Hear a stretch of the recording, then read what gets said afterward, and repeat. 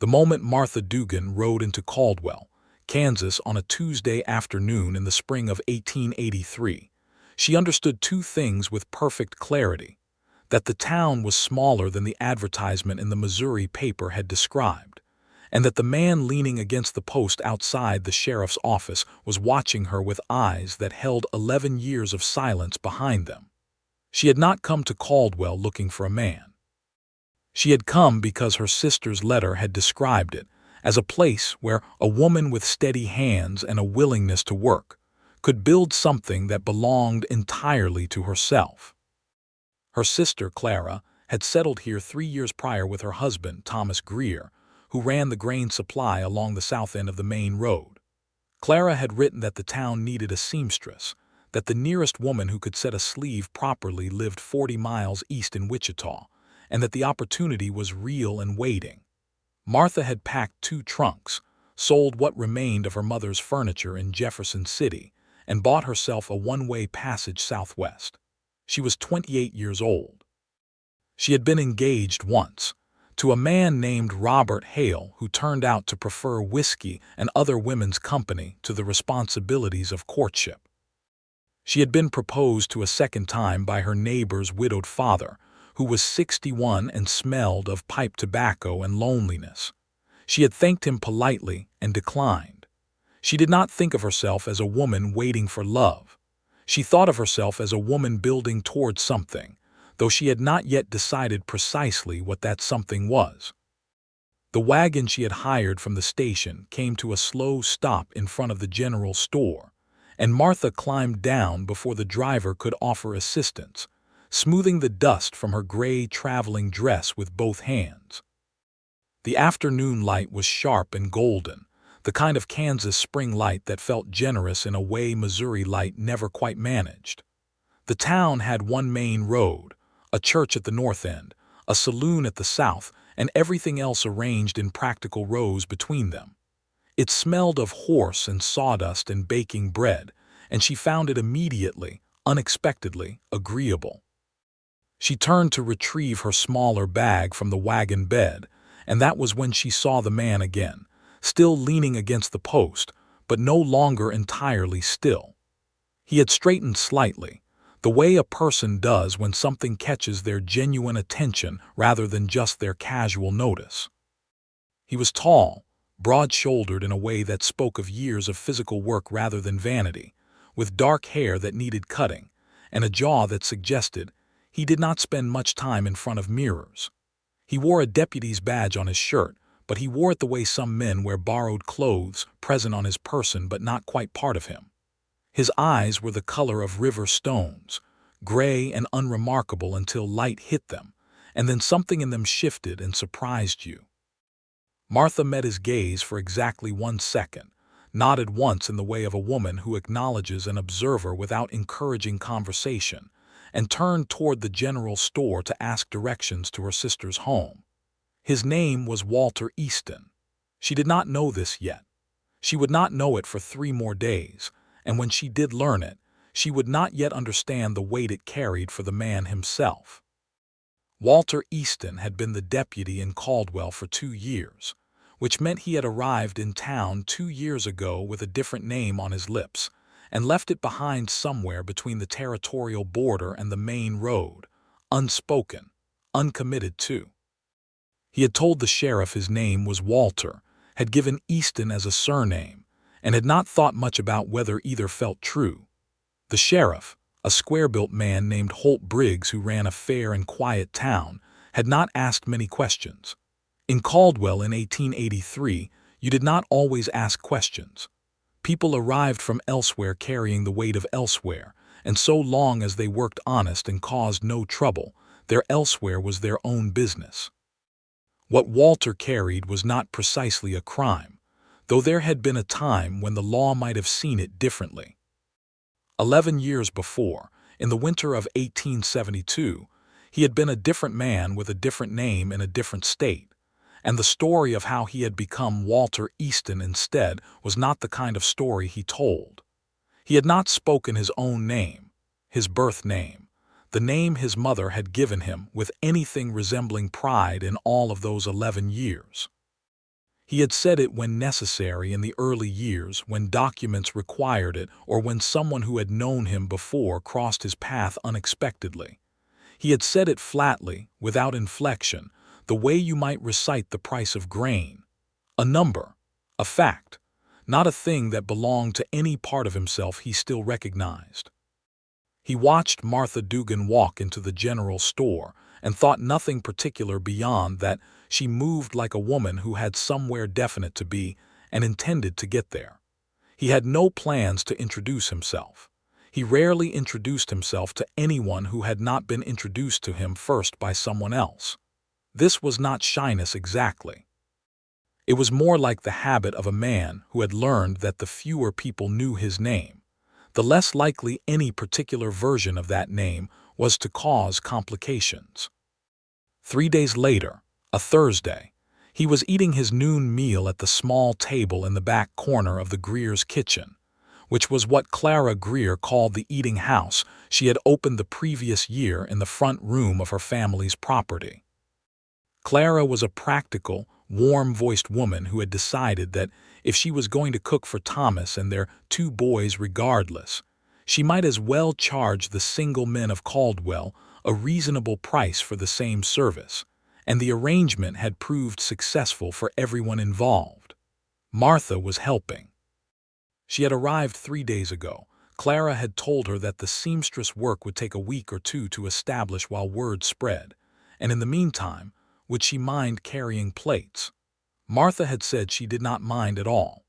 Walter was reading a week-old newspaper and eating pork with boiled potatoes when she set a fresh coffee pot on the table beside him without being asked, because she had noticed his cup was nearly empty. He looked up.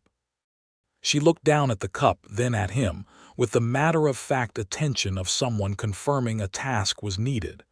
"Thank you," he said, because he was not rude. "You are welcome," she said, because she was not either. She started to turn away and he said, surprising himself, "You are the sister." She turned back. "I am Clara's sister, yes. Martha Dugan." He nodded. "I know Clara, good woman." "She is," Martha agreed. There was a pause that in any other context might have been awkward, but in that particular back corner with the sound of the kitchen behind them and the street noise coming through the front window, it was simply a pause. Then Martha went back to the kitchen and Walter went back to his newspaper, and neither of them thought about the exchange very much, except that later that evening, when Martha was helping Clara wash the supper dishes, she mentioned that the deputy was quieter than she had expected a lawman to be. "Walter," Clara said, scrubbing a plate with the focused energy she applied to most things. "Walter is the quietest man I have ever seen wear a badge. Thomas says he is good at the work, though. Sheriff Briggs trusts him completely." "What do you know about him?" Martha asked, in the tone of idle curiosity rather than anything more specific. "Almost nothing," Clara said cheerfully. "Which is either very suspicious or simply means he is private. In this town it is usually the latter. He has been here 2 years. He does not drink to excess. He does not gamble. He reads a good deal. He is kind to the Henderson's dog, which Thomas considers a significant character reference." Martha smiled. "That does seem like adequate evidence." "He fixed old Mrs. Park's fence last October without being asked or paid," Clara added. "Just noticed it needed fixing and fixed it. I find that more telling than almost anything else." Martha dried a tin cup and set it on the shelf and did not say anything else about Walter Easton that evening. But she noticed, the following Friday when he came in for his noon meal again, that he arrived at the same corner table, that he ordered the same thing, that he read whatever paper was available with the focused attention of a man for whom reading was not leisure but necessity, the way you need water or air, and that he said thank you every single time she refilled his coffee without any of the distracted, habitual politeness that made thank you mean nothing. He said it like he meant it every time. The following week, Martha's seamstress work began in earnest. She had borrowed a room from Clara and Thomas at the back of their property, a good-sized room with 2 windows that faced east and caught the morning light, which was ideal for close work. She had placed a small advertisement at the general store, And within 4 days, she had 3 commissions: a wedding dress for Emily Carver, whose wedding was set for June, 2 work shirts for Thomas Hendricks, who had recently gained enough prosperity to want shirts made to measure rather than bought ready-made from the catalog, and a complete alteration of a Sunday dress belonging to Mrs. Eunice Albright, who was the schoolteacher's wife and particular about her hems. Martha was good at her work in the way that people who have done something since childhood and loved it throughout are good, not just technically accomplished, but instinctively so, her hands knowing what her mind was still considering. She had learned from her mother, who had learned from hers, and the knowledge lived in her fingers as much as in her memory. She liked the quiet of it, the way a length of cloth had possibilities in it that only became apparent as you worked, the way a finished thing was both what you had planned and something you could not quite have predicted. She was hemming Mrs. Albright's dress on a Saturday morning in early April when she heard a commotion from the street, not a dangerous commotion, more the kind of organized noise that suggests a crowd gathering around something that is either entertaining or distressing. She set down her work and went to the window. In the road outside, a horse had thrown its rider and was now standing in a state of considerable agitation near the trough, while the rider, a young man of perhaps 19 named Billy Carver, Emily's younger brother, who was known in town as enthusiastic and not always wise, sat in the dust looking dazed. Several townspeople had appeared in the way townspeople do when something happens, which is all at once and with opinions already formed. Walter Easton came from the direction of the sheriff's office at a steady walk, not running, which Martha noticed because it communicated something about his manner that he assessed before he hurried. That urgency for him was a state of mind before it was a state of motion. He spoke briefly to the horse, which was a thing Martha could not hear from her window, but could see by the way the animal's ears shifted, and its posture changed from agitated to merely alert. He had his hand on the horse's neck, and then the reins, and he said something else, and the horse was calm. He helped Billy Carver to his feet next, checked him over with the efficient concern of a man who has dealt with injuries before, asked him questions Martha again could not hear, but could observe by the nodding and the pointing and the eventual sheepish grin on Billy's face that indicated he was unhurt and slightly embarrassed. Walter said something that made Billy laugh, and then it was over, the crowd dispersing, the horse led to the stable by one of the Carver ranch hands who had appeared at the scene, and Walter walking back toward the sheriff's office with his hands in his pockets as though nothing of any particular note had occurred. Martha went back to her hemming.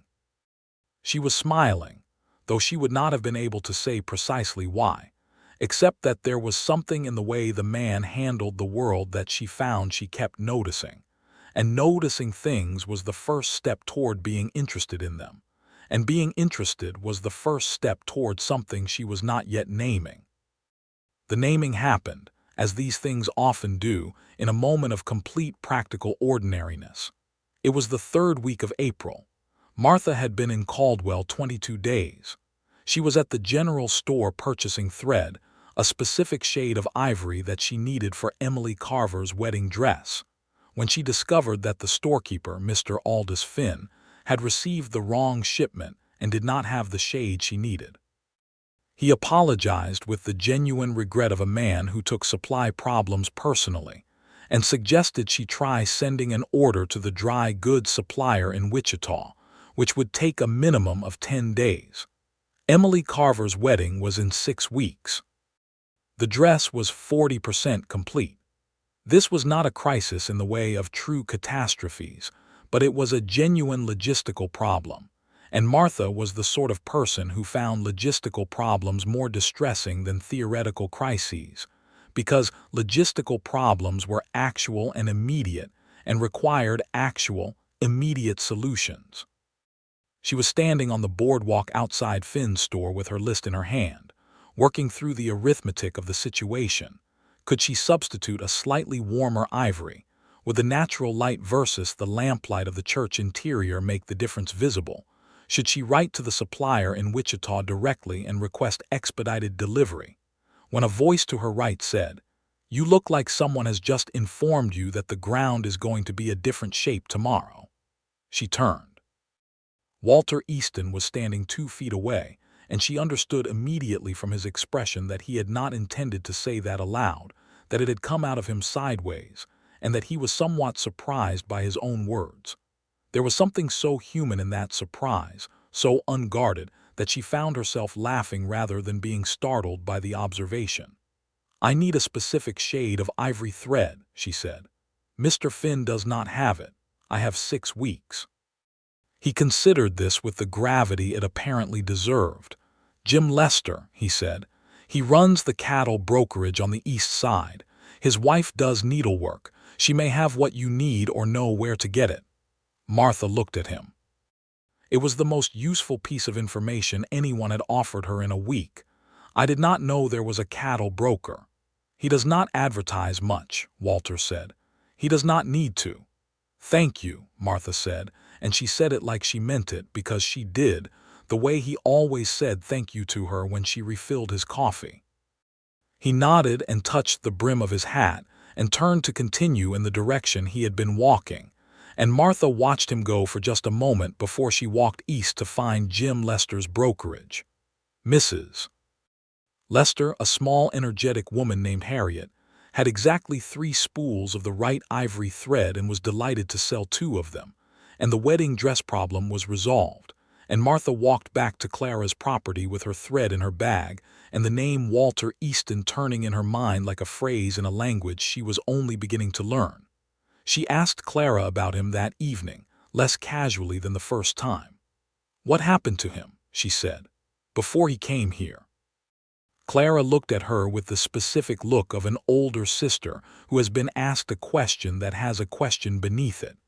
"I truly do not know," she said, "and I am not certain it is our business to know."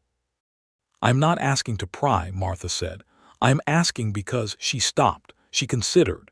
"He has the manner of a man who has decided something about himself and is not entirely sure the decision was the right one." Clara was quiet for a moment. Then she said, "Thomas says that Sheriff Briggs trusts him as much as he has trusted any man who has worked for him in 20 years. That is not nothing." "No," Martha agreed. "It is not nothing." She went to bed that night and lay awake listening to the spring wind move across the flat Kansas land, and thought about a man who handled horses gently and fixed old women's fences without being asked, and said thank you like he meant it.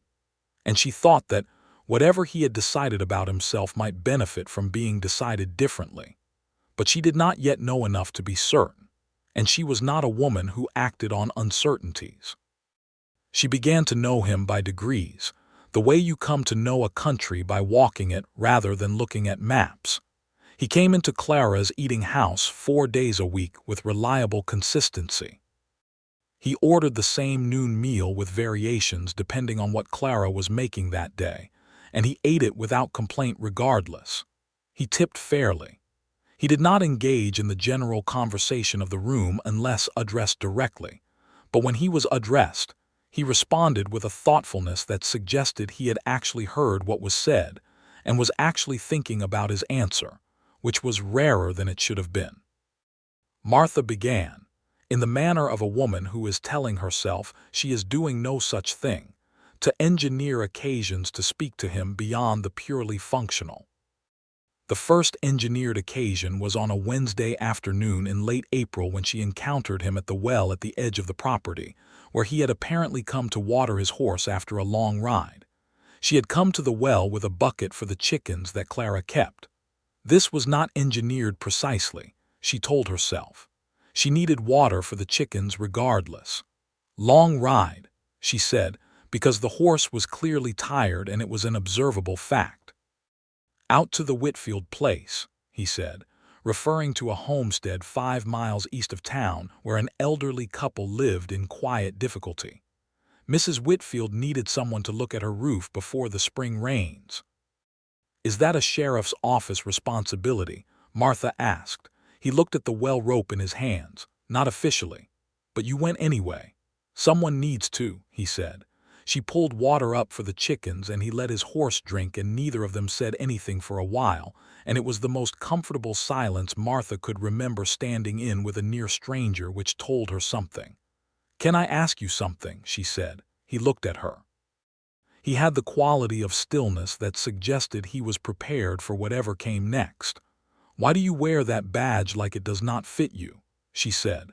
He was quiet long enough that she thought she had overstepped. Then he said, "Is it that obvious?" "Only if you pay attention," she said, which was her way of telling him she had been paying attention. He looked out at the flat prairie horizon for a moment, the way Kansans did when they needed to look at something very large to think about something very particular. "I am good at the work," he said finally. "I am not always certain the work is consistent with the person I was meant to be." "Who were you meant to be?" she asked. He looked back at her with those riverstone eyes, and there was something in them that was both careful and reaching, like a man checking the depth of water before stepping in. "I have not entirely decided," he said. "I have been deciding for a long time." She nodded as though this made complete sense, because to her it did. "Well," she said, picking up her full bucket, "at least you are still deciding. That seems better than having decided wrongly and stopped." She carried the water to the chickens, and he rode back to the sheriff's office, and that night, lying in the spring dark, she thought that whatever had happened to Walter Easton 11 years ago had not broken him. It had just bent him somewhat, and things that were bent could be straightened, given the right kind of persistent, gentle pressure. May arrived, and with it the full warmth of Kansas spring, which was a warmth that smelled of grass and rain and open distances. Emily Carver's wedding dress was progressing beautifully. Martha had taken on 2 more commissions, a christening gown for the Hendersons' new baby, and a second set of work shirts for the same Thomas Hendricks who had been pleased with the first. She was building what she had come to build, steadily and with genuine satisfaction. She and Walter Easton had reached an understanding of some kind that neither of them had formally articulated, which was the best kind of understanding, in Martha's experience, because it had grown rather than been constructed. He had taken to walking her to Clara's property from the eating house when their noon hours coincided, which happened with increasing frequency that both of them could observe was not entirely coincidental. They talked about books.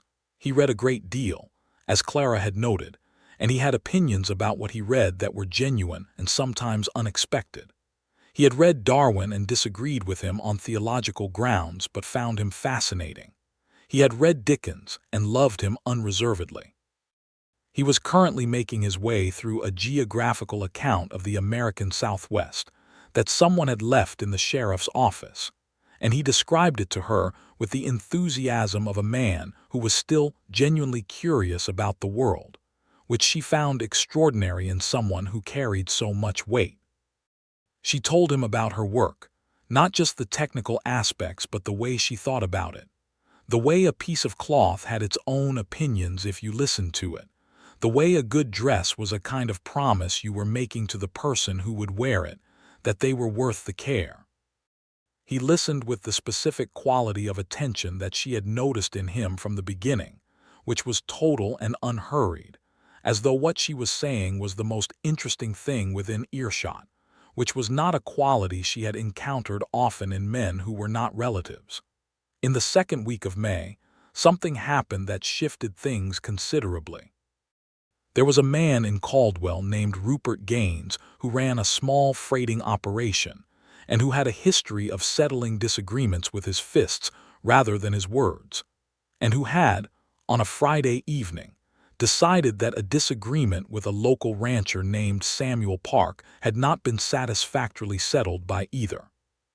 Martha was walking back from delivering the completed christening gown to the Henderson family when she came around the corner of the dry goods store and found Rupert Gaines arguing with Samuel Park in a manner that was rapidly becoming something that was not just an argument. She stopped, because there was nowhere obvious to go that did not involve walking past them. Walter appeared from the other direction at almost the same moment, moving with that measured, steady pace that he used when urgency was present but panic was not. He stepped between the two men with the calm competence of someone who has done this before, not aggressively, not theatrically, simply present and immovable. He spoke to both of them in a voice Martha could not entirely hear from her distance, but whose tone she could read, which was firm and reasonable in equal measure, the voice of a man who respected people enough to tell them the truth about their situation. Rupert Gaines, who was large and red-faced and had worked himself into a state, said something that was clearly not polite. Walter said something back that was clearly not a threat, but was something more interesting than a threat, because it made Rupert Gaines pause. Then Samuel Park said something that sounded like an agreement to something, and Walter nodded, and Rupert Gaines' fists unclenched, and the whole thing dissolved the way a thunderstorm sometimes does before it breaks, all that charge and then just the air clearing. Afterward, when both men had gone their separate ways, Martha walked over to where Walter was standing and she said, "What did you say to him?" To Rupert Gaines. He looked mildly surprised that she had witnessed it. "I told him the truth," Walter said. "I told him that Samuel Park had already paid what he owed and that I had the documentation in the sheriff's office if he wanted to see it, and that if he put his hands on Samuel, the only thing he would accomplish was spending a night in the jail and losing the contract he has with the railroad depot, because the railroad depot does not do business with men who cannot manage their disputes legally." "Was that true?" Martha said. "About the documentation?" "The documentation exists," Walter said carefully. "Whether it says precisely what I implied it said is a question of interpretation." Martha looked at him for a long moment. Then she laughed, a real laugh, not the polite small laugh she used in social situations, but the laugh she mostly kept for Clara and Thomas and the honest moments between people who understood each other. "You are more complicated than you look," she said. Something moved in his face. Not quite a smile, but the territory adjacent to one. "Most people are," he said. They walked back to Clara's property together, and he left her at the gate, and she watched him walk back toward the sheriff's office, and she thought, very clearly and specifically, without the vagueness she had been permitting herself for weeks, "I am going to fall in love with this man if I am not careful." She considered carefully for about 4 seconds. Then she thought, "I believe I would rather fall in love with this man than be careful." What she did not know yet, and what Walter Easton had been turning over in his mind every day since about the 2nd week of May, was the reason he had not spoken his own name with pride in 11 years. He had not told anyone this story since he arrived in Caldwell.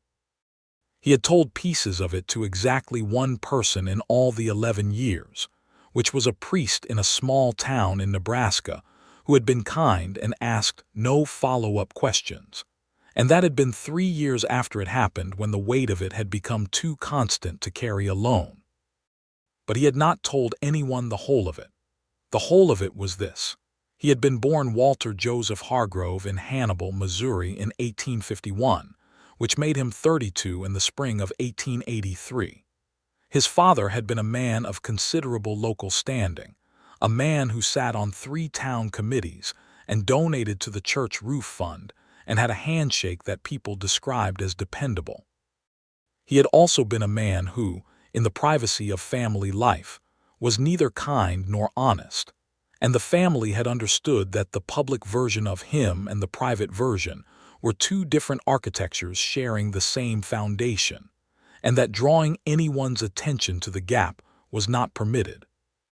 In the winter of 1872, when Walter was 21, his father had falsified a land deed to take possession of a piece of property belonging to the Hargrove family's nearest neighbor, an aging widower named Thomas Doyle, who had no sons and limited recourse.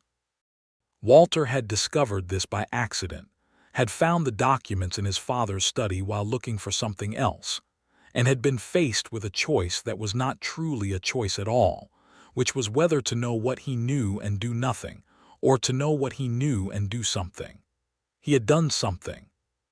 He had taken the documents to the county recorder's office and explained what he had found, and the deed had been voided, and Thomas Doyle had kept his land, and Walter's father had been publicly exposed as a fraud and a cheat, which in Hannibal, Missouri in 1872 was not something you recovered from socially. The business had failed. The committees had quietly disinvited him. The church had been gracious but distant. His mother had never spoken to Walter again after that, not because she believed the father was right, but because she had spent 30 years building a life on the foundation of that public version of that man, and the exposure of it had taken everything she thought she had. She had gone to live with her sister in St. Louis and had died there 2 years later and had not written to Walter in the interval. Walter had left Hannibal because staying was impossible. His father's disgrace had become his own locally, because that is the way of small towns. The man who overturned the stone became responsible for what was under it, in the eyes of the people who had preferred not to look. He had spent the following years moving west by degrees, working ranch hands and trail drives, and 2 years as a stable hand for a cattle operation in western Kansas, accumulating the practical knowledge of a man living by his labor rather than his birth, and eventually arriving in Caldwell with the name Walter Easton, which was a name that sounded plausible and carried none of what Walter Hargrove carried, and which he had more or less decided was what he was now. Except that he knew it was not entirely. He knew that the thing he had done in 1872, which was the right thing, the clearly correct thing, the thing he would do again without question. He knew it had cost him everything he had known, and somewhere in the accounting of that cost, he had concluded without quite meaning to that his own name was part of the debt.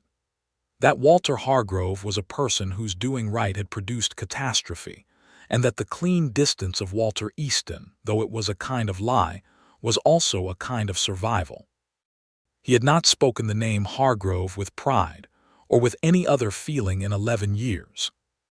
He was thinking about all of this on a Saturday evening in mid-May, when he was sitting on the steps of the sheriff's office at the end of his shift, watching the light go out of the sky over the Kansas plain, when Martha Dugan came walking up the main road from the direction of her sister's property, with a basket on her arm and her gray dress replaced by a dark blue one that suited the evening light considerably better.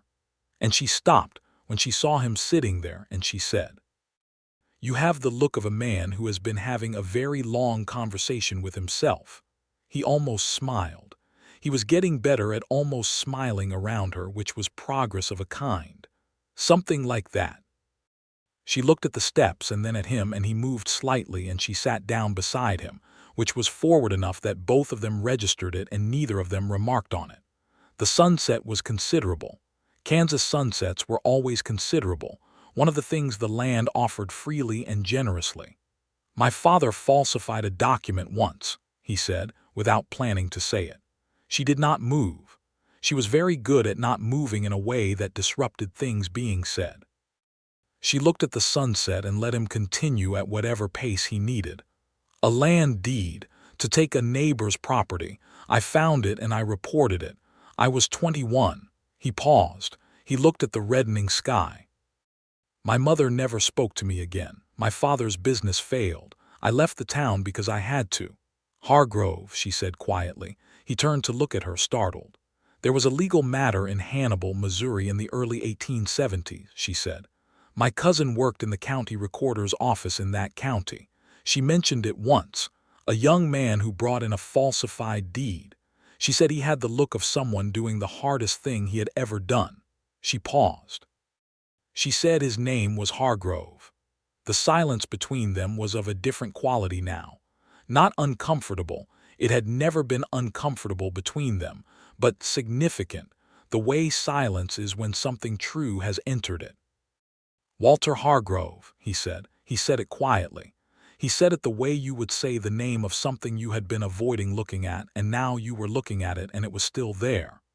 "Walter Hargrove," she repeated, and she said it differently. She said it the way you say the name of something that belongs and is recognized and is not going anywhere. She said it like it was a thing she was deciding was worth keeping. He looked at her. She looked at him. The sunset continued its extravagance behind them.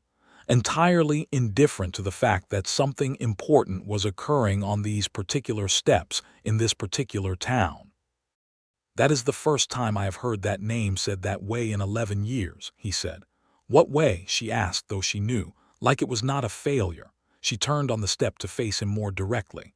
In the low evening light, her dark eyes were very clear and very serious. "Walter," she said, "you were 21 years old. You found your father doing something wrong. You stopped it. You lost almost everything you had because of it. Those are not the actions of a failure. Those are the actions of a person with a conscience, which is rarer than gold in my experience." He was quiet for a long time. The first stars were beginning to appear.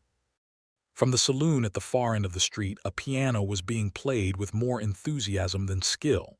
"I know it was right," he said finally.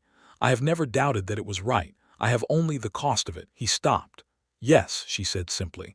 "The cost was very high. That is allowed to be painful without making the decision wrong." He looked at her with the river-stone eyes that the late light made unfamiliar and warm. "How are you doing this?" he said. "Doing what?" "Saying exactly the right thing." She looked down at her hands in her lap for a moment, and he could see the small smile at the corner of her mouth. "I am not saying the right thing," she said. "I am just saying what is true. They are not always the same, and it is nice when they are." They sat on those steps until the dark was full and the stars were out, and the piano in the saloon had moved to a different and slightly more competent song. And they talked, not only about the past, but about the present and the future, the way people talk when they have decided that the other person is someone with whom they want to share their thoughts, which is a form of trust and a form of intimacy that precedes other forms and is in some ways more honest than all of them. He told her about the books he had read and the places he had been. She told him about her mother and the sewing and the man named Robert Hale who had preferred whiskey, which she told with more lightness than bitterness, because she had had long enough to achieve genuine perspective on it. He told her about the cattle drives he had worked, and the way the land looked from horseback at first light, which was something she had not seen, and which he described with the precise, careful language of a man who wanted to share something he valued. She told him she intended to stay in Caldwell. She said it directly, not as a question or a hope, but as a statement of intention, which was how she said most things. He said, "I am glad of that," and he said it with a quietness that was more than the words. She went home to Clara's eventually, in the full dark, with Clara waiting at the gate in the way of a woman who had been watching for signs of something and had decided not to interrogate them directly, which was the closest thing to restraint Clara Greer was capable of. "You were gone a while," Clara said. "I was talking to Walter," Martha said. Clara waited. "He is a good man," Martha said. "He is a very good man who has spent 11 years being ashamed of himself for being a good man, and I find that I am not willing to leave that alone." Clara looked at her sister for a moment in the light of the lamp above the gate.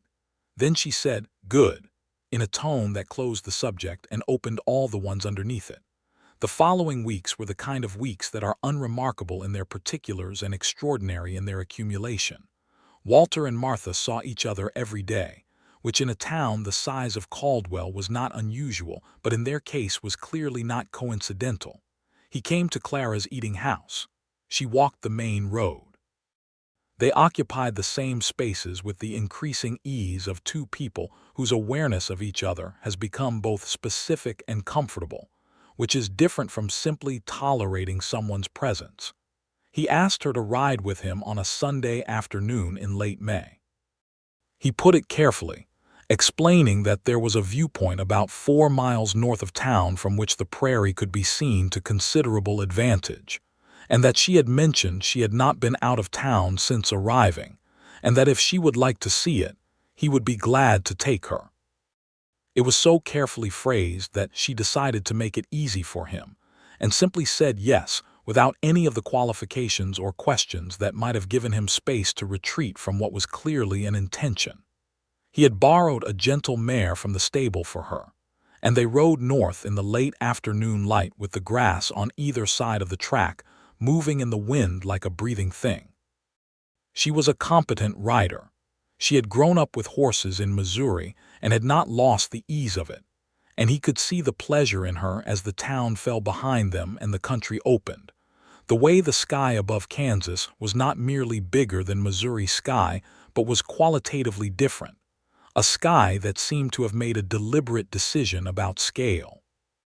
The viewpoint he had spoken of was a slight rise in the otherwise flat terrain, enough elevation that the prairie spread visible in every direction for what seemed an impossible distance, the late sun making it gold and gray and green by turns as the light shifted through the moving clouds. They stopped their horses there and sat for a moment in complete silence, which was a thing Martha had come to understand was not absence of communication between them but a form of it. "My mother would have liked this," she said eventually. "She had a large feeling about open places." "What happened to her?" he asked, gently enough that she knew it was asked with care rather than simply curiosity. "She died 4 years ago. Fever. It was fast, which was its only mercy." She paused. "She was a good woman." "Not a happy woman, exactly, but a good one. She made things beautiful because she thought the world needed more beauty in it, and she taught me that, and I have found it a useful thing to believe." He was quiet for a moment. "My mother," he said, and then stopped. "You do not have to," Martha said. "I know," he said. "I want to." He looked out at the prairie. "She was not a strong person in the way that she loved my father very much, and I think his way of being in the world frightened her, and she loved him anyway. And when the choice came between being ashamed of him and being angry at me, she found the second one easier. I understand it now. I did not for a long time." "Do you forgive her for it?" Martha asked. He turned to look at her with something open in his face that she had not seen before. "I do," he said. "I worked at it for a long time, but I do." "And your father?" A longer silence. "That one is more complicated. I think I forgive the person he might have been. The person he chose to be is harder." He looked at the horizon. "He died 6 years ago. I found out from a letter sent to the last address someone had for me. His property, what was left of it, went to pay debts." "I am sorry," Martha said, not meaning sorry for the loss in the conventional sense, but sorry for the whole complicated weight of it, which she thought he understood. He nodded. They sat on the rise in the evening light for another half-hour, talking and not talking in the easy rhythm they had developed, and then rode back to Caldwell in the near dark with the first fireflies beginning to signal in the long grass on either side of the track. And he helped her dismount at Clara's gate and held her hand a moment after she was on the ground and looked at her, and she looked back. And he said her name, Martha, just her name, nothing attached to it. But in a way that was itself a statement about how he said it, which was like it was something worth saying. She squeezed his hand once and went through the gate, and he stood there for a moment in the dark before leading both horses back to the stable. And he thought about the name he had said, and the way it had felt to say a name carefully, like it was something precious rather than something functional. He thought about his own name, and the way she had said it that evening on the sheriff's office steps, and the way it had felt to hear it, and how the feeling had not been what he expected, which was not shame but something that was almost relief. June arrived with warmth and the beginning of summer's full presence on the Kansas plain. Emily Carver's wedding dress was completed with 2 weeks to spare, and it was, by general consensus, the finest dress that had been made in Caldwell in recent memory. Emily wept when she put it on for the first fitting, in the way of brides who weep not from sadness, but from the sudden reality of an important thing, and Martha felt the specific satisfaction of work that had accomplished what she intended it to accomplish. The wedding was on the 15th of June, a Saturday, and it was the event of the season in Caldwell in the way that weddings in small towns always are, the whole community present, the church full, the air smelling of fresh flowers that someone had brought from a garden 2 miles outside of town. Martha sat with Clara and Thomas and their 2 boys, and she could see Walter across the church, sitting in his careful, contained way, with his good hat and his clean shirt and the badge on his chest that still did not quite look like it belonged. She watched him watch the wedding with an expression that was layered, something fond and something far away, and something else she could not entirely name from across a church full of people. He caught her looking at him, and the expression simplified into the almost smile that she had learned to read as more significant than other people's full smiles. At the celebration after, which was held in the schoolyard under a canopy of fabric rigged by several enthusiastic ranchers, there was a fiddle player and a guitarist and dancing that ranged from competent to genuinely energetic depending on the dancer. Thomas Hendricks, who despite being a serious man about shirts, apparently became entirely a different person at dances, was leading the energetic contingent with his wife, who was small and fast and clearly accustomed to managing his enthusiasm.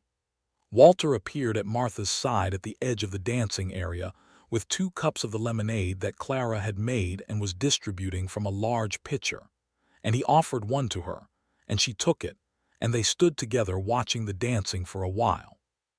"Do you dance?" she asked. "I have not in some time," he said. "That is not what I asked." He looked at her sideways with that almost smile. "I know how to dance," he said. "I'm not certain I know how to dance well."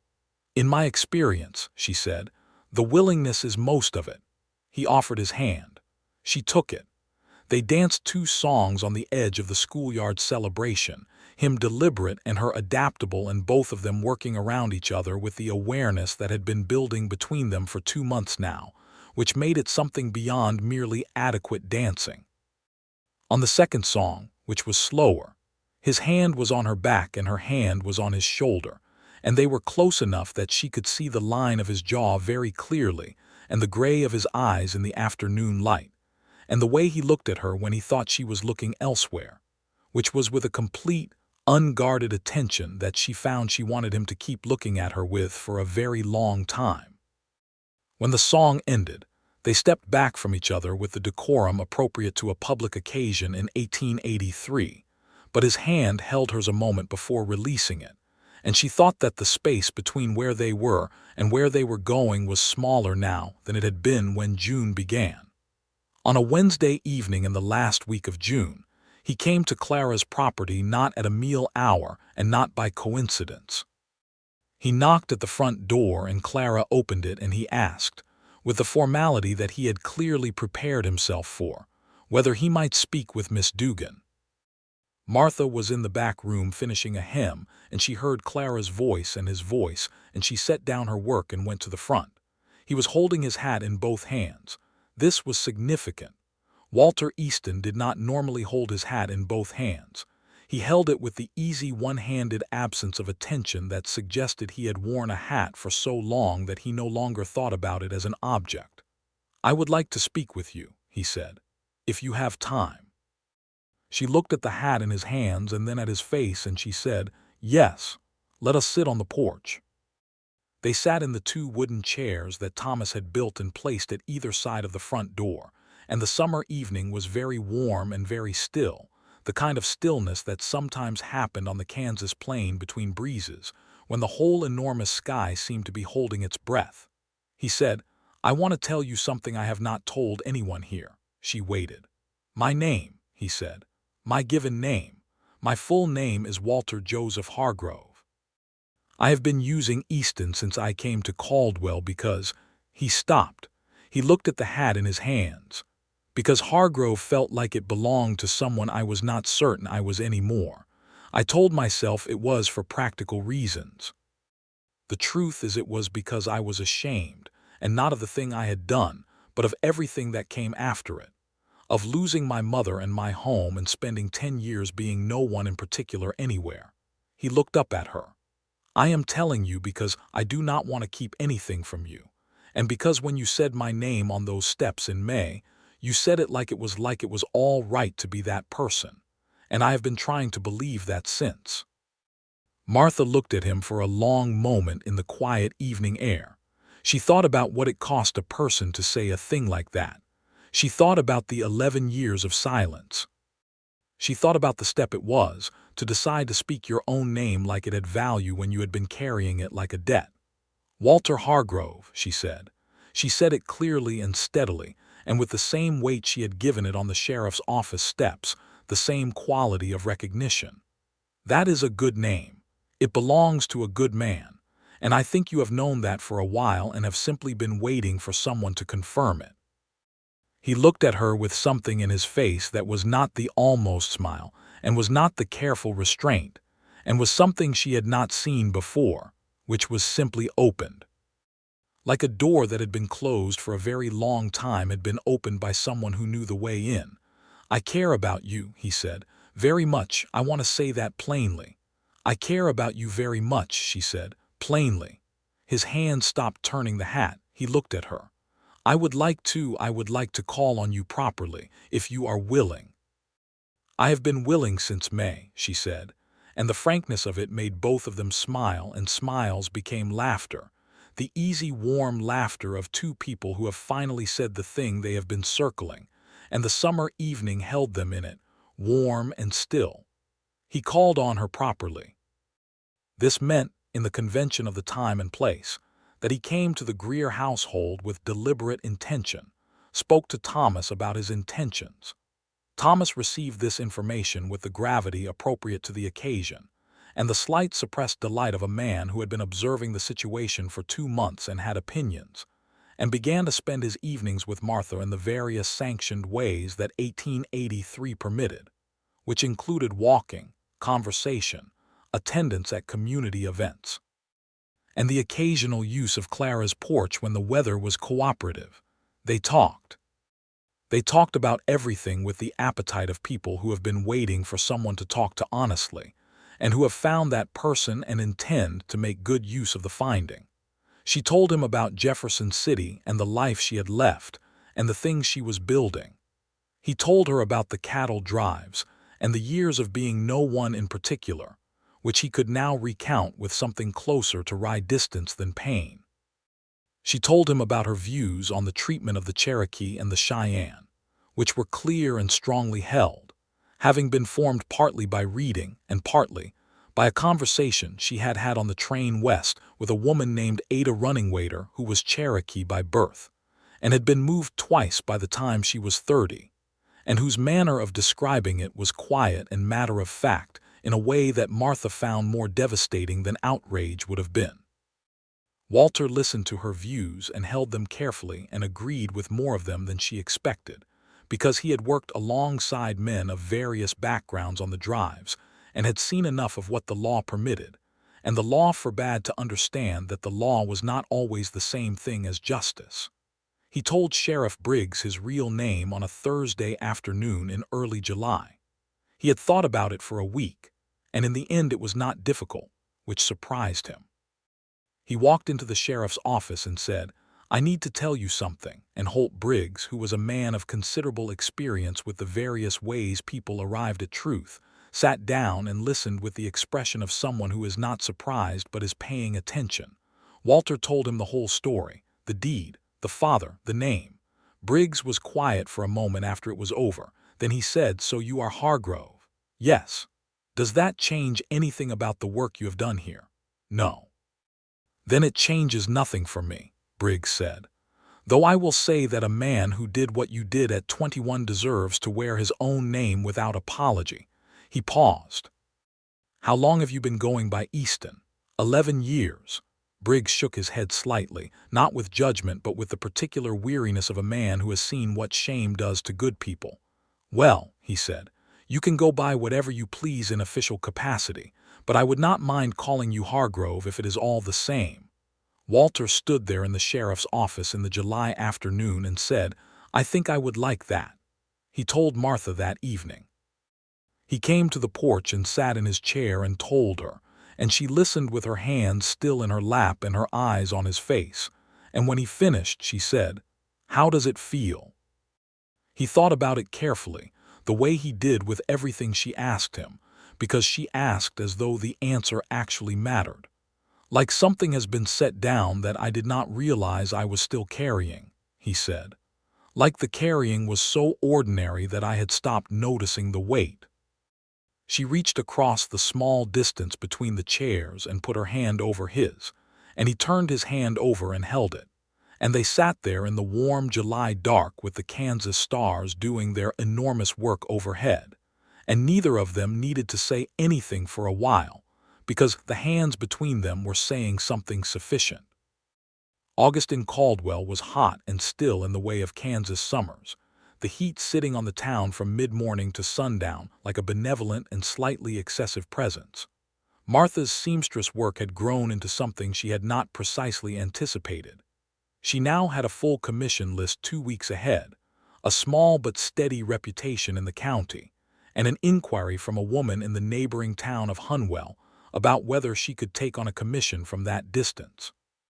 She could, she decided, and wrote back to say so. She had also, quietly, over the course of July and August, taken to teaching the basics of sewing to 2 of the girls in town whose families could not afford to send them to the school in Wichita and who had expressed interest.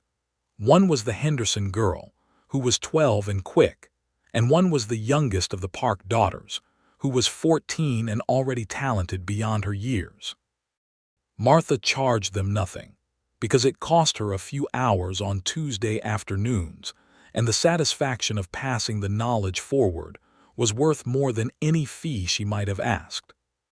Walter, who was increasingly Walter Hargrove in his own head, the name settling back into him like something returning home from a long absence, watched her do all of this with the admiration of a man who has found someone whose capacity for caring is both specific and apparently inexhaustible.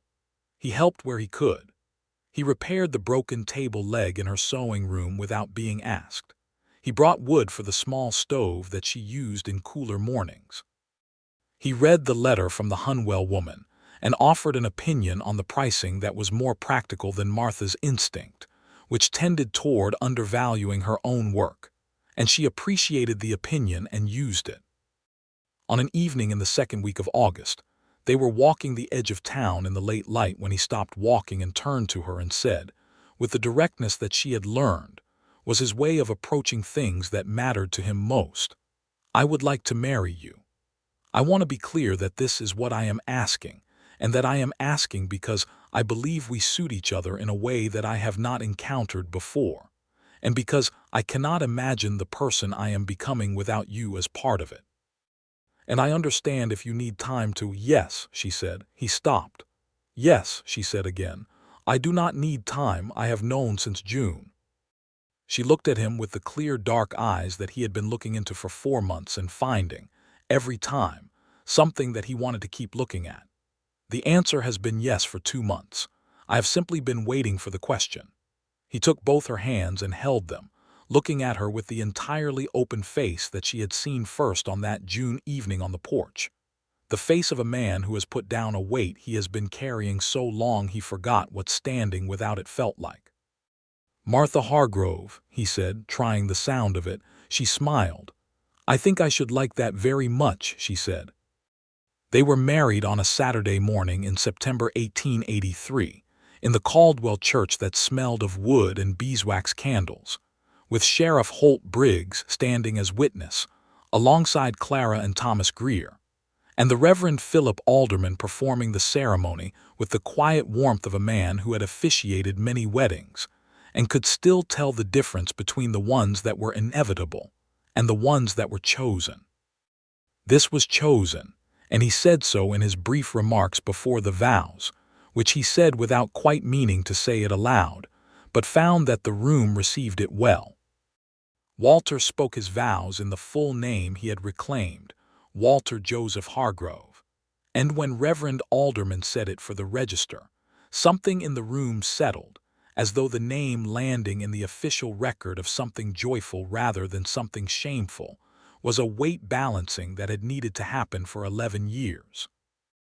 Martha, standing in a dress she had made herself in the quiet of several late evenings, in a blue that matched the color she had worn the first evening they sat on the sheriff's office steps, heard her husband say his full name in a church in front of witnesses with his voice steady and clear, and she thought that, whatever it had cost him to get here, the arriving looked exactly right on him. She said her own vows clearly and meant every syllable. After the ceremony, there was a celebration at Clara's eating house, which Clara had closed to regular business for the day and decorated with paper and flowers. And there was food in the considerable quantities that Clara considered the appropriate response to any significant occasion. And there was dancing again. And Thomas Hendricks was again a different and more enthusiastic person than his workday self. And even Sheriff Briggs was seen to execute something adjacent to a dance step in the vicinity of his wife, who received it with the patience of a woman long practiced in patience. Walter danced with Martha twice and looked at her the whole time like a man seeing something he had spent a long time not expecting to find. They moved into a house of their own in October, a two-room house on the south side of Caldwell's main road that had been empty for several months, and that needed various repairs that Walter addressed over 3 weeks with the focused competence he brought to all practical things. Martha hung curtains that she had made from a remnant of good cotton, and put the small things she had brought from Missouri on the windowsill, and the house became a home the way things do when someone decides they should be, by the application of consistent care rather than any single transformative act. That first winter together was a revelation to both of them, which is what first winters together frequently are. They discovered each other's habits of being. He was a very early riser, up before the light, making coffee with the methodical quiet of a man who does not want to wake anyone, and is not entirely aware that the smell of coffee invariably accomplishes the waking anyway. She was a creature of concentrated late evenings, most productive between 9 at night and midnight, reading or sewing or writing letters to her cousin in Missouri by lamplight while he was already asleep. They adapted to each other with good humor and without much drama, which was characteristic of both of them. He told her more about the years he had spent between Missouri and Kansas, the drives and the winters and the long stretches of being in motion without a destination in mind. She listened with the attention she gave everything, and she thought, as she had thought before, that all that wandering had been the shape of a man finding his way to somewhere specific, and that the specific somewhere was here, in this house, in this life, and that she was part of why it was specific, which she found she held very tenderly. In November, he wrote a letter. He had been thinking about it since August, and he had told Martha about the thinking, and she had said, when she understood what he was considering, simply, "I think you should." He wrote to a law office in Hannibal, Missouri that had existed when he left, and he asked, carefully and without much expectation, whether there was any living relative, any cousin, any old connection who might be reachable. His mother was dead. His father was dead. But he had had an aunt on his mother's side, a small, dry-humored woman named Frances, who had been kind to him as a child, and who he had not written to in 11 years for the same reasons he had not said his name aloud. The response came in January, on a cold, clear afternoon, a single letter in a handwriting he did not immediately recognize. It was from Frances's daughter, his cousin, a woman named Delia, who was 30 and living in St. Louis, and who wrote with a warmth and a lack of reproach that surprised him, and who said that her mother had always believed he had done the right thing, and that she had said so, and that if he was willing to correspond, she would be glad of it. He sat at the kitchen table with the letter, and Martha came and read it over his shoulder, and they were both quiet for a moment. And then she put her arms around him from behind and rested her chin on his shoulder and said nothing, because nothing was exactly the right response. He wrote back to Delia that same evening. The correspondence that followed over the winter months was one of the things Walter Hargrove had not anticipated being given in this life, which was a family connection that was chosen and honest rather than inherited and complicated, and he received it with the careful gratitude of a man who knows when something good has been handed to him unexpectedly. Winter in Kansas was not gentle. The Caldwell winters were blunt and cold, with winds that came across the open prairie with nothing to obstruct them, and the small house on the south side of the main road had a stove that needed regular attention and walls that needed better insulation than they had received before November, a deficiency Walter addressed with additional timber and Thomas's assistance over a particularly cold December weekend. The house became warmer. The winter continued. They were content in it. Martha discovered in February that she was expecting their first child. She told Walter on a Tuesday morning over coffee. She had moved her schedule earlier in the winter to overlap more with his, finding that the early mornings had a quality she had not previously appreciated, and she told him directly, in the manner of a woman who has information to share and intends to share it without theatrical delay. He put down his coffee cup and looked at her, and the expression on his face was one she had not seen before and would think about for a long time afterward. It was a man encountering joy so completely unexpected in its scale that he could not quite organize his face around it. And the result was something that was partly astonishment and partly a kind of quiet, full thanksgiving. And it was the most beautiful thing she had seen in a long time, including the Kansas sunsets, which were considerable. He said, "Are you well?" which was so entirely like him, the first thing being her condition and not his feeling, that she laughed. "I am perfectly well," she said. "I am very well."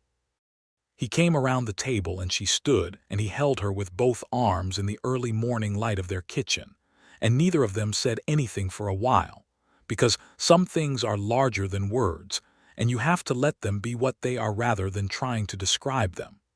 The news spread through Caldwell in the way that news in small towns spreads, which is at the speed of conversation and with general warmth. Clara received it with the tearful enthusiasm of a woman who had been hoping for it, and was not surprised. Thomas shook Walter's hand with the firm grip of a man expressing something he would not otherwise articulate. Sheriff Briggs nodded in that compact way of his that communicated complete understanding and complete approval in a single motion. Spring came again, 1884, Walter's third in Caldwell and Martha's second. The prairie greened in the early April light and the town went about its business, and the Hargrove house on the south side was a house with a settled, warm character that anyone passing could sense in the way you can sense whether a house is lived in with genuine presence or merely occupied. Martha sewed through the spring. She had not stopped working, had no intention of stopping, had in fact reorganized her commission schedule so that everything that needed completion by early August was accounted for, and she had arranged with one of her Tuesday sewing students, the park girl who was now 15 and genuinely skilled, to assist with some of the simpler work when Martha was less available. The girl, named Rose, was proud of the trust and worked with diligent care, and Martha was satisfied that she had made a good decision. Walter was still the deputy. He and Briggs had discussed, in the practical way of two men who understood each other well by this point, the question of whether Walter wished to stay in the role long term. Walter said he was not certain. Briggs said there was no urgency, but that if Walter ever wished to consider the sheriff's role in a neighboring county that was known to be coming open, he could speak to certain people. Walter said he would think about it. Martha said, when he told her about the conversation, that she thought he was capable of more than he was currently permitting himself, and that the sheriff's role was not a thing to fear simply because it came with a name attached to it. He looked at her when she said this with the expression that meant he was going to think about what she had said for several days, which he did. The baby came in the first week of August, 1884, in the bedroom of the South Side house, with Clara present, and the doctor from Wichita who had been called 2 days prior in anticipation. It was a long night and then a very long morning, and Walter spent the duration of it being as useful as he could in the practical ways available to him: fresh water, clean linens, the particular attentive hovering of a man who does not know how to be useless, but is currently prevented from being useful in the ways he would prefer. The baby was a boy.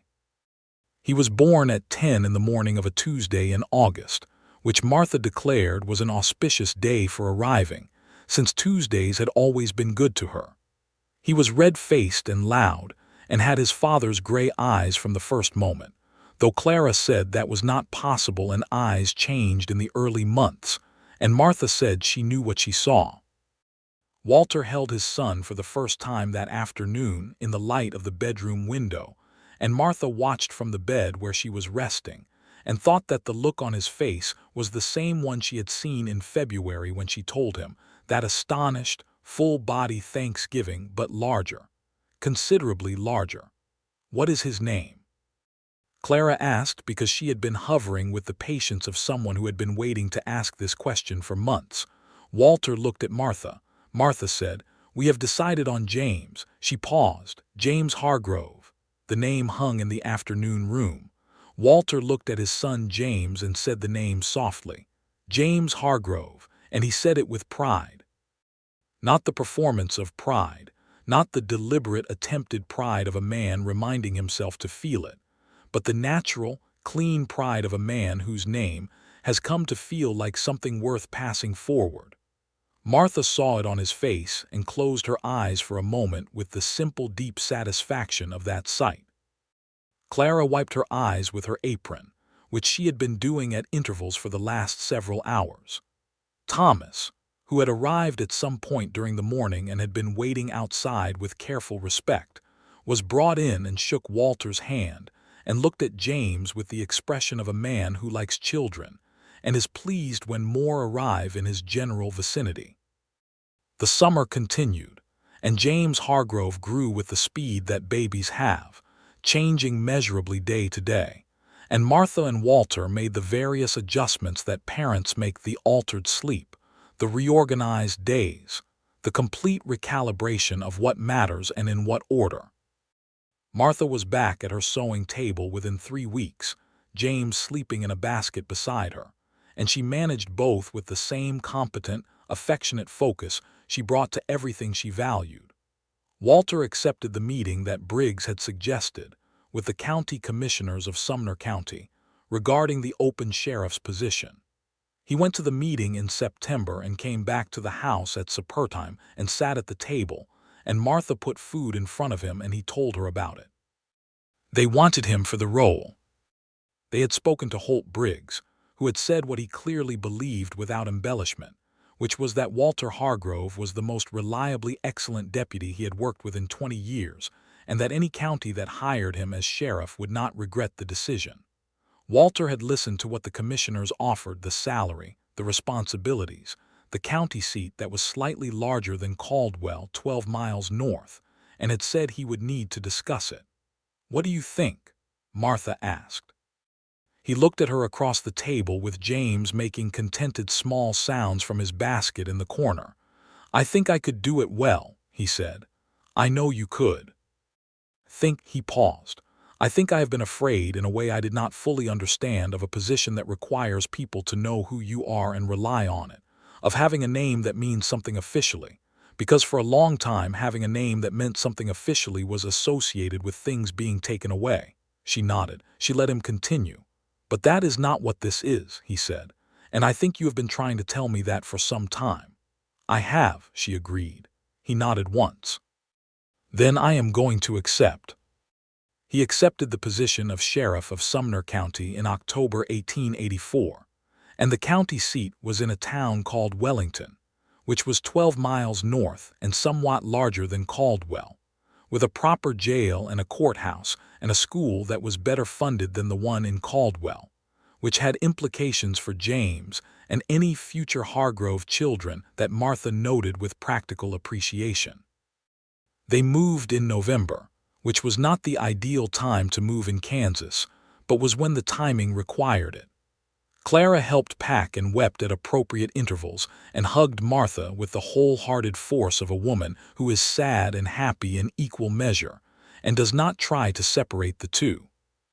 Thomas shook Walter's hand again and said he was proud to have known him. Sheriff Briggs came to the house the morning they left and shook Walter's hand and said, "Hargrove," in a tone that was both a farewell and an affirmation, and Walter said, "Briggs," back in the same tone, and that was all that needed to be said between two men who understood each other. The house in Wellington was larger.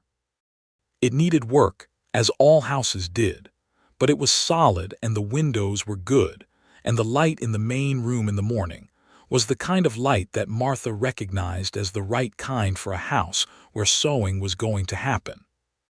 She hung her curtains and put her things on the windowsill, and the house became a home, as it had before, by the application of consistent care.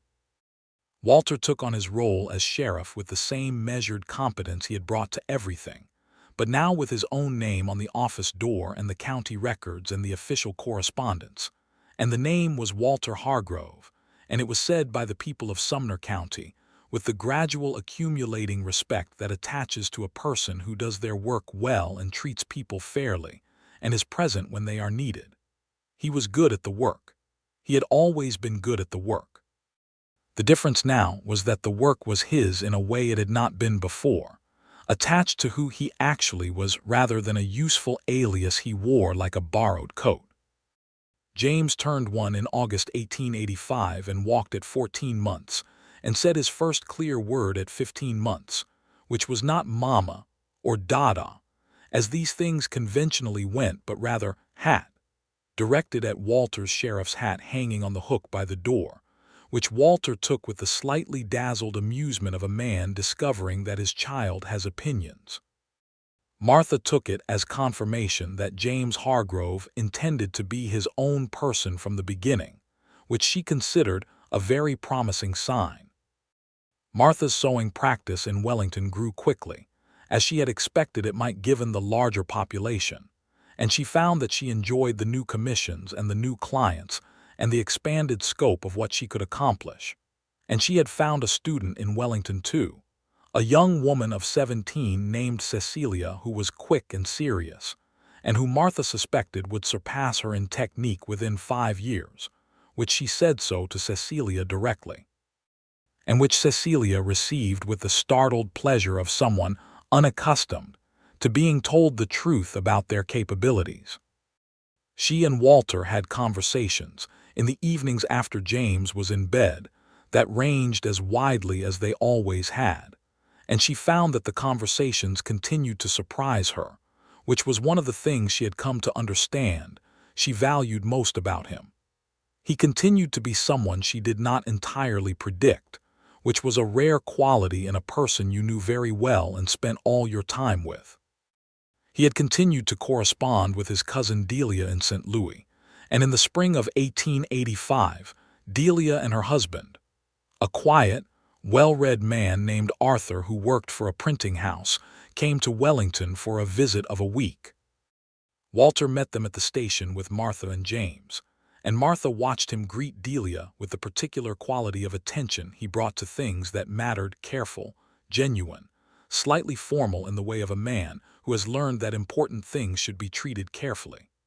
Delia was small and bright-eyed, and immediately embraced him without ceremony, and wept without apology, and Walter held her with the warmth of a man reconnecting with something he had thought permanently lost. Over dinner that first evening, Delia told them about Frances, Walter's aunt, who had died 2 years before, but who Delia said had spoken of Walter with the clear, uncomplicated affection of a woman who knew the full story and had no doubt about the character of the person in it. Hearing this was something Walter received quietly, sitting very still at the table, and Martha, who was sitting beside him, put her hand over his under the table and he held it. Delia and Arthur left after their week and promised to return, and did, the following year, and the correspondence between Walter and Delia became one of the regular sustaining features of their lives, a family thread repaired and restrung and useful. In the spring of 1886, Martha was expecting their second child. She told Walter on a Monday morning with the same directness she had used the first time, and he received it with the same expression, which was that astonished thanksgiving that she had decided was the most beautiful thing she had ever seen on a human face. He asked if she was well. She said she was very well. He came around the table. Clara came from Caldwell for the birth in November, as she had done before, and the November baby was a girl. A small, serious girl with dark eyes that were clearly Martha's and a particular quality of focused attention, already visible in her first days of life, that Clara said she had seen before in a certain seamstress of her acquaintance.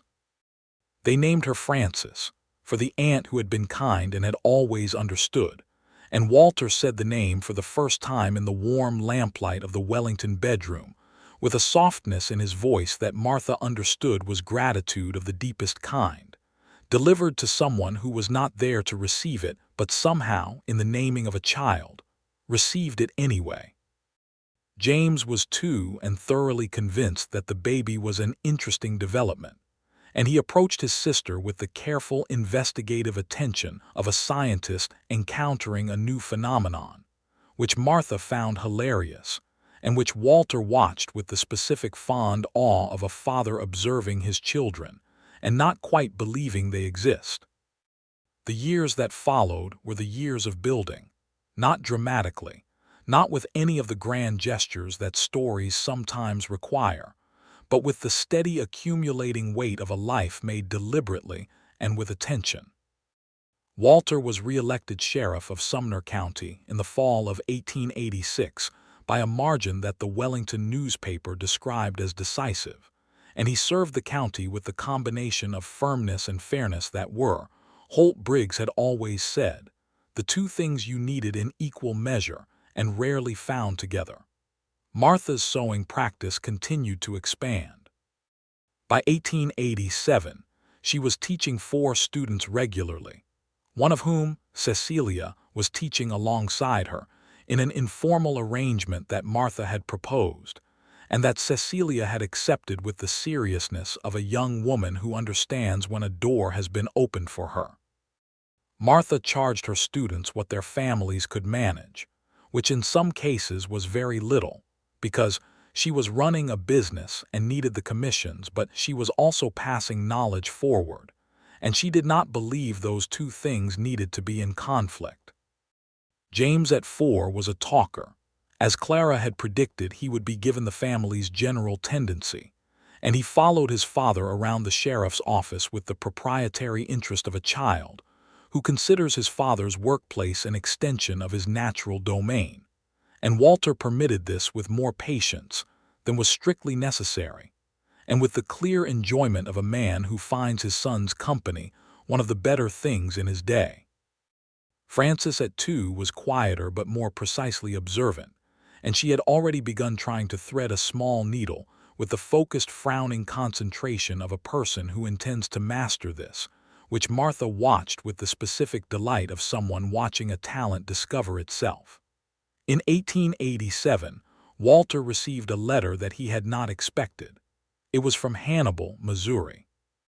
It was from a man named Clifford Doyle, who was the son of Thomas Doyle, the widower whose land his father had attempted to steal in 1872, and who had tracked Walter down through some combination of county records and the general tenacity of a man who wants to say something.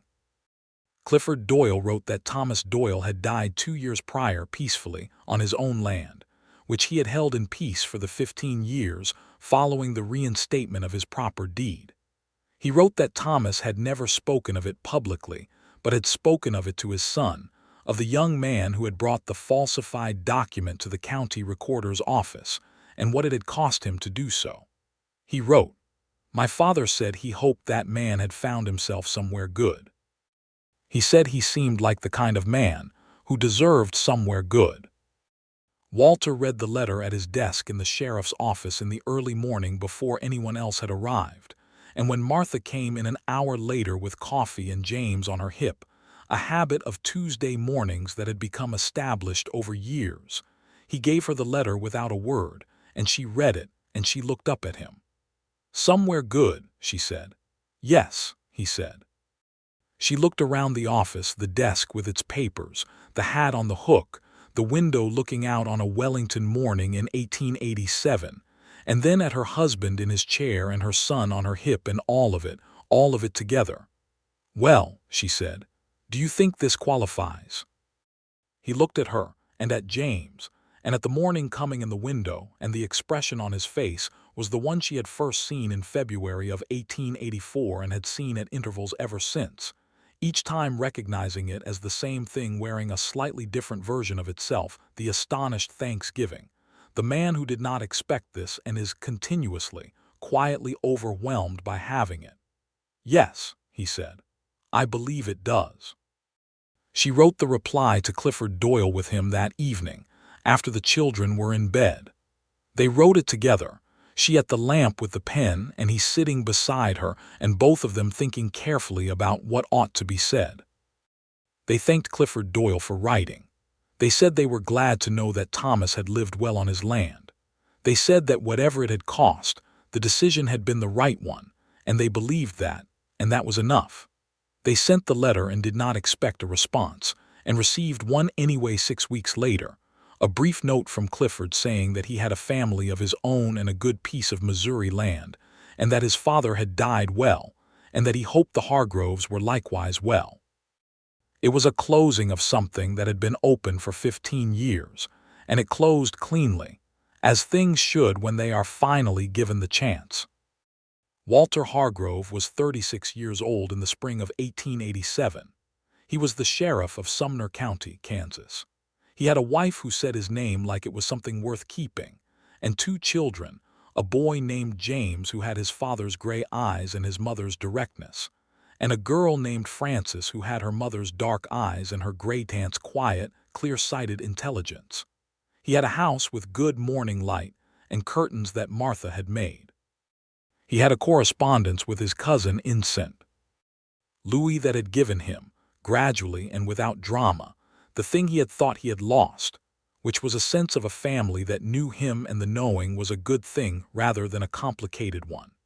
He had, sometime in the years between arriving in Caldwell as Walter Easton and sitting in a sheriff's office in Wellington as Walter Hargrove, become the person he had been trying to decide whether he was, and the decision had turned out to be not so much a decision as a recognizing. He was the man who had done the right thing at 21 and paid for it and gone west and worked and been honest, and eventually found his way to a porch in Caldwell at sunset, where a woman with dark eyes and steady hands had said his name like it was something worth keeping, and everything after that had been a consequence of that, which was to say it had been a consequence of being known.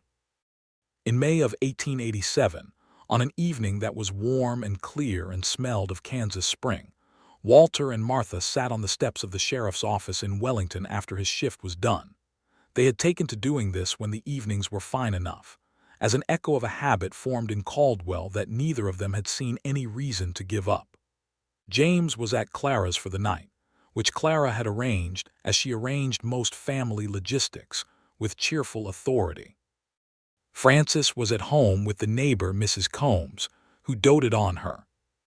They sat on the steps and watched the light go out of the spring sky with the comfortable ease of 2 people who have been watching the same sky together for 4 years and intend to go on doing so for a very long time. Martha said, "I have been thinking about the old house in Caldwell." Walter looked at her. "What about it?" "Only that it was the right size for 2 people starting," she said. "And this house is the right size for 4. I wonder what house will be the right size for—" She paused. He looked at her with the quiet attention that was one of the things she loved most about him, which was that he was genuinely present with her in every exchange, his attention not somewhere else and returned occasionally but fully there. "For 5, he said. She met his eyes. She was smiling in the way she had smiled at him since that September afternoon in 1883 when he had asked her to marry him, and she had said she had been willing since June, which was the smile of a woman who is exactly where she intends to be and intends to keep being here. "For 5, she confirmed. He took her hand on the step between them, the way he had taken it in dozens of versions of this same gesture over 4 years, and held it with the same care he brought to all things that mattered to him. "Walter Hargrove," she said, just his name, just to say it, with the weight and warmth and the particular quality of recognition that she had first given it on an evening in May of 1883 when he had looked at her like a man checking the depth of water before stepping in. He said, "Martha Hargrove," back, just her name, and said it the way he had been saying it since September of 1883, which was like something he had been given that he intended to take care of and keep. The stars came out over Wellington, Kansas in the spring of 1887, as they had come out over Caldwell the year before that and the year before that, doing their enormous work above the flat, wide, generous land, indifferent to the particular human moments occurring below them, which did not diminish those moments in the slightest because they were happening anyway. On a step outside a sheriff's office, where a man was wearing his own name again, and a woman who had helped him find it was sitting beside him with her hand in his, and the world spread large and full around them both, and it was good, and it was theirs, and it was not going anywhere.